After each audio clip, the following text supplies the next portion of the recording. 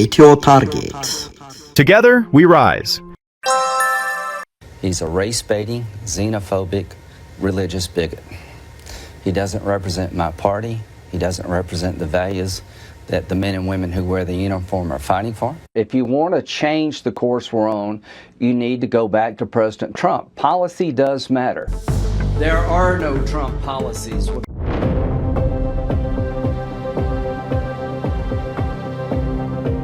ስመገናናው አሜሪካዊ የሪፐብሊካኑ ፖለቲከኛ ሴናተር ሊንዚ ግርሃም ሐምሌ 4 2018 ዓ.ም ከዚህ ዓለም በሞት ተለይተዋል። ሰውየው ቀደም ሲል ትራምፕን አብዝቶ በመንቀፍ ኋላ ላይ ደግሞ ተግተው በመደገፍ ይታወቃሉ። በዶናልድ ትራምፕ ላይ የተደረጉ ክሶችን ጋሻ ሆኖ መከላከል ብቻ ሳይሆን ትራምፕን ከተጠያቂነት ታድገዋል። የትራምፕ ውጭ ጉዳይ ፖሊሲም ቁልፍ ሰው ናቸው። በተለይም በመካከለኛው ምስራቅ በዩክሬንና በሩሲያ ጉዳዮች ላይ የትራምፕ አስተዳደርና አቋም በመቅረጽ ወሳኝ ሚና ተጫውተዋል። የሴኔቱ የፍትህ ኮሚቴ ሰብሳቢም በመሆናቸው ወግ አጥባቂ የፌደራል ፍርድ ቤት ዳኞችን ሹመት በማጽደቅ ቁልፍ ሚና ነበራቸው። ይህ ሰው አሜሪካ አገልግሎታቸውን አጥብቃ በምትፈልግበት ወሳኝ ጊዜ ህመማቸው ሳይሰማ ሞታቸው ታውጇል። አሜሪካ በኢራን ጦርነት ተወጥራ በዩክሬን ጉዳይ ከራሺያ ጋር የገባችበት ሰጥ አገባ በተባባሰበት ሁነኛ ሰዓት ላይ መሞታቸው ለአሜሪካ ፖለቲካ ትልቅ ጉድለት ነው። ድንገተኛው ሴናተሩ ህልፈት ግን ጥርጣሬ መቀስቀሱ አልቀረም። ከመመንጠር መጠርጠር ካሉት ሰዎች ውስጥ የማይዳስ ተች ኔትወርክ መስራቹ ቤን ማይሴላስ ይገኝበታል። ቤን ማይሴላስ የጋዜጠኝነቱን ዓለም ከመቀላቀሉ በፊት ጠበቃ ነበር። በዓለም አቀፍ ደረጃ ዝነኛ በሆኑ የፎረንሲክ ፓቶሎጂስቶች የተከናወኑ በመቶዎች የሚቆጠሩ የሁለተኛ ደረጃ የአስከሬን ምርመራዎችን በበላይነት ተከታትሏል። ስለዚህ ጥርጣሬው ከሜዳ የበቀለ ሳይሆን ካሳለፈውና ካለፈበት የሙያ ዘርፍ የሚቀዳ ነው። በተለይ ኢራን የአያቶላህ ኻሜኒን ሞት በቀላለሁ በምትልበት፣ ራሻ የአሜሪካንን አቅም አዳክማለሁ የሚል ዛቻ በምታስተጋባበት አጋጣሚ የሴናተሩ ሞት ከጥርጣሬም በላይ ስጋት ቢያስከትል እምብዛም አያስደንቅም። እናስ የ71 ዓመቱ ሴናተር ሊንዚ ግርሃም በተፈጥሮ ህመም ሞቱ ወይስ በተቀናጀ ጥቃት ተገደሉ? ከኢትዮ ታርጌት ጋር ቆይታ ካደረጉ ፍንጭ ያገኛሉ።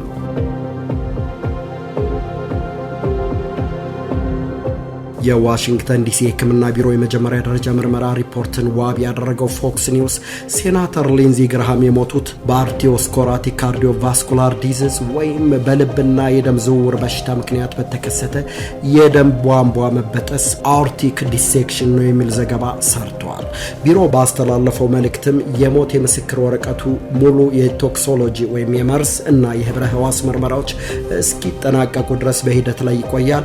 የሞታቸው ትክክለኛ መንስኤ በግልጽ የሚታወቀው ያኔ ነው ብለዋል። ሴናተር ሊንዚ ግርሃም ዓርብ ዕለት በዩክሬን ነበሩ። ወደ አሜሪካ ከመመለሳቸው በፊትም በዚያ ጋዜጣዊ መግለጫ ሰጥተዋል። ወደ ሀገራቸው ተመልሰው ግን ቀናትን እንኳን አልቆዩም። ከመሞታቸው በፊት ለመጨረሻ ጊዜ በስልክ የተነጋገሩት ከዶናልድ ትራምፕ ጋር እንደሆነ ተመላክቷል። ዶናልድ ትራምፕም ይህንኑ አረጋግጠው በወቅቱ ግን ግርሃም በጣም ተዳክመው እንደነበር ፍንጭ ሰጥተዋል። ሁለቱ ሰዎች ስለ ዩክሬን በሩሲያ ላይ ስለሚጣለው ማዕቀብና አሜሪካ በኢራን ላይ ስለምትወስደው አዳዲስ የአየር ጥቃቶች ተወያይተዋል። ከስልክ ጥሪው በኋላ ግርሃም ጤንነት እንደማይሰማቸው ለአንድ ሰው ቢናገሩም እሁድ በቴሌቪዥን ላይ ለመቅረብ ፕሮግራም ያዙ። ከቴሌቪዥን መርሃ ግብራቸው በኋላም ሕክምና ለመውሰድ ራሳቸውን አዘጋጁ። በወቅቱም በቀልድ መልክ እንዲህ ብለው ነበር: አሁን መሞት አልችልም። ገና በሩሲያ ላይ የሚጣሉ ማዕቀቦችን መፈጸም፣ የኢራንን ጉዳይ መቋጨት፣ የእስራኤልንና የሳዑዲን ግንኙነት ማስተካከል አለብኝ። ከሰዓታት በኋላ ግን ከዚህ ዓለም በሞት ተለዩ። የሴናተር ሊንዚ ግርሃም ቢሮ ማምሻውን ባጭርና በድንገተኛ ህመም ምክንያት ሞታቸውን አረጋግጦ ቤተሰባቸው ለሚደረግላቸው ማጽናኛ ሁሉ ምስጋናቸውን ለግሰው ግለሰባዊ ሐዘናቸውን በነጻነት እንዲወጡ መጠየቃቸውን አስነበበ። ዶናልድ ትራምፕም ከሚያውቋቸው ታላላቅ ሰዎችና ሴናተሮች ዋናው ከዚህ ዓለም በሞት በመለየታቸው የተሰማቸውን ሐዘን ገልጸው ስራቸውን በትጋት የሚከውኑ እውነተኛ አሜሪካዊ አርበኛ ሲሉ አሞካሽተዋቸዋል። በአሜሪካ የሚገኙ ሁሉም የሀገሪቱ ሰንደቅ ዓላማዎችን በግማሽ ዝቅ ብለው እንዲውለበለቡ ትዕዛዝ ማስተላለፋቸውን በማህበራዊ ገጻቸው ላይ ለጥፈዋል። ከፌዴራል ሕግ አስከባሪ አካላት የወጡ መረጃዎች እንደሚያመላክቱት እስካሁን ድረስ ወንጀል መፈጸሙን የሚያረጋግጥ ምንም አይነት ምልክት የለም። በራሽያ ለሚፈጸሙ ግድያዎች ዋነኛ ምክንያት ተደርጎ የሚጠቀሰው የልብ ድካም ነው። ብዙዎቹ ምክንያቶች በውስብስብ ቴክኖሎጂ በታገዘ ምርመራዎች ሲጣሩ ግን አብዛኞቹ በተፈጥሮ መንገድ የተከሰቱ አይደሉም። CIA የልብ ድካም ሊያስከትል የሚችል የራሱ የሆነ ረቂቅ መሳሪያ የቀረጸ ሲሆን በመላው ዓለም የሚገኙ የውጭ ሀገር የስለላ ድርጅቶችም የዚህ አይነቱን ቴክኖሎጂ የመጠቀም አቅም አላቸው።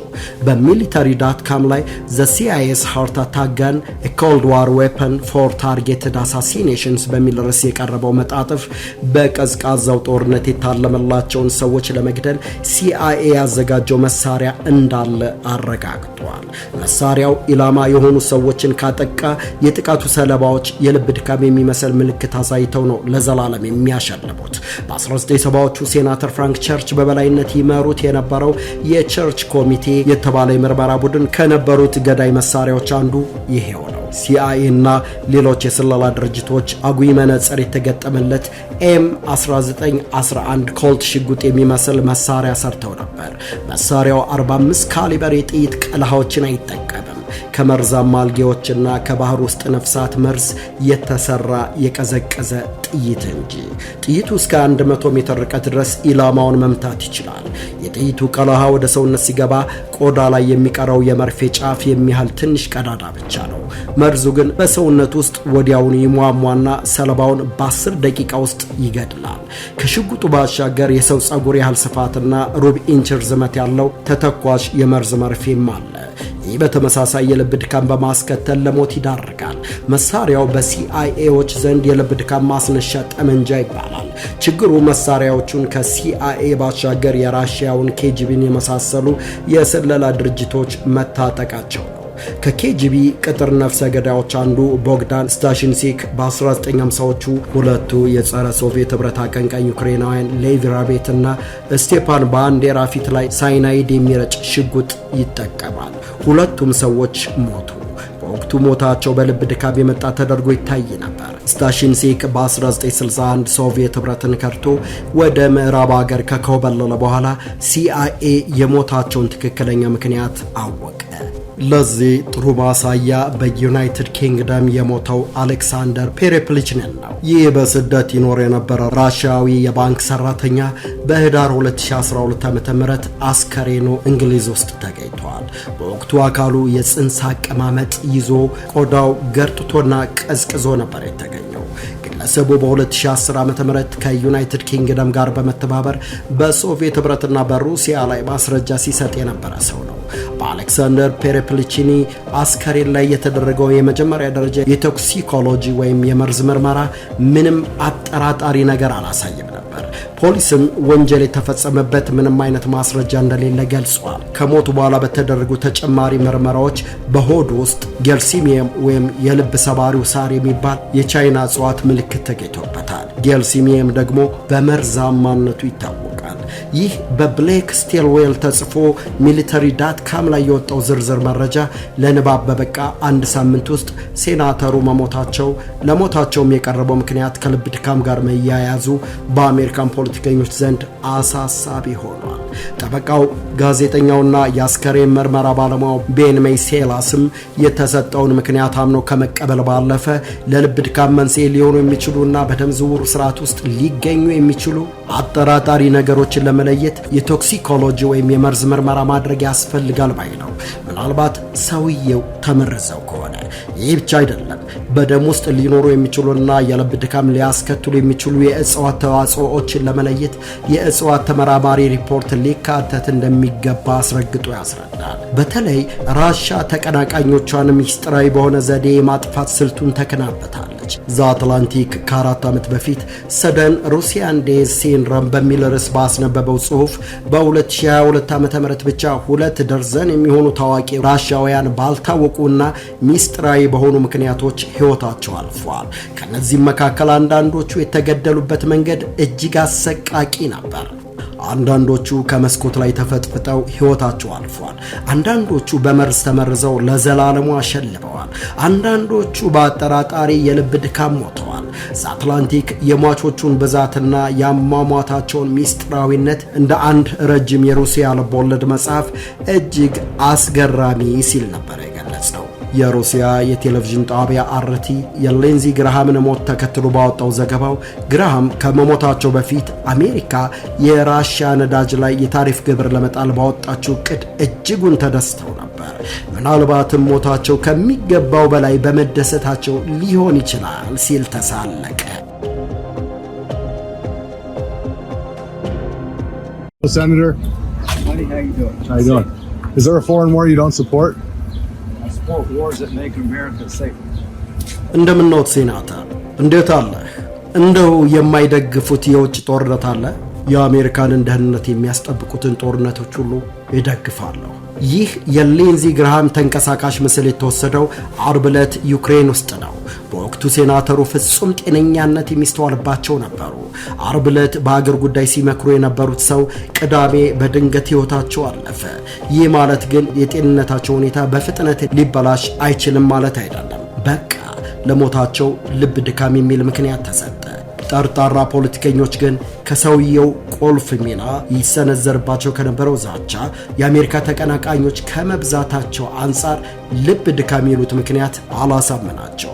ከሳምንት በፊት ኢራን ቴህራን ውስጥ በተደረገው የአያቶላህ ኻሜኒ የቀብር ስነ ስርዓት ላይ የኢራን ጦር በሊንዚ ግርሃም ላይ ሚሳኤል ወይም ሞርታር ሲያነጣጥር የሚያሳዩ ምስሎችንና ቪዲዮዎችን ለቀው ነበር። ሊንዚ ግርሃምን በወቅቱ ቢያንስ ጥሩ ፎቶን ተጠቅመዋል በማለት ነገሩን በቸልታ ከማለፋቸው ባሻገር በጠላቶቼ ልዳኝ የሚል መልእክት አስተላለፉ። ከአያቶላሁ ቀብር ከዛቻውና የስላቅ ምላሹ በኋላ ግርሃም ሞቱ። ፖለቲካዊ በቀል በተለይ እንደ ኢራን ባሉ ሀገራት የውጭ ፖሊሲ ስትራቴጂ ውስጥ ቁልፍ ቦታ እንደሚሰጠው የታሪክ ማስረጃዎች ያሳያሉ። እስላማዊውን አብዮት ተከትሎ በ1980ዎቹ ከሀገሪቱ የተሰደዱ የቀድሞው የሻህ መንግስት ባለስልጣናትንና የተቃዋሚ መሪዎችን አውሮፓና ቱርክ ድረስ በማቅናት ለቃቅመው ለፈጁት በበርሊን በሚገኝ አንድ ምግብ ቤት ውስጥ 4 የኢራን ኩርድ ተቃዋሚ መሪዎችን ለገደሉት የእስራኤልንና የአሜሪካ የስለላ መረቦችን ለመበጣጠስ ተደጋጋሚ የሳይበር ጥቃት ለሰነዘሩት ኢራናውያን ሴናተር ግርሃም ላይ ተመሳሳዩን መፈጸም ይከብዳቸዋል ማለት አይቻልም። በኢራን መንግስትና በምዕራቡ ዓለም መካከል ያለው ውጥረት እጅግ በከረረበት ወቅት ሴናተር ሊንዚ ግርሃም መሞታቸው ጥርጣሬውን አባብሶታል። ኢራን በሃይማኖት መሪዋ፣ በፖለቲካዊ ምሁራኖቿ፣ በሳይንቲስቶቿና ከፍተኛ ወታደራዊ መኮንኖቿ ላይ የተፈጸመውን ግድያ እንደምትበቀል በይፋ ስትናገር ቆይታለች። ግርሃም በኢራን ጉዳይ ጽንፈኛ አቋም ያራምዳሉ ከሚባሉ ተጽዕኖ ፈጣሪዎች ውስጥ በግንባር ቀደምትነት ይጠቀሳሉ።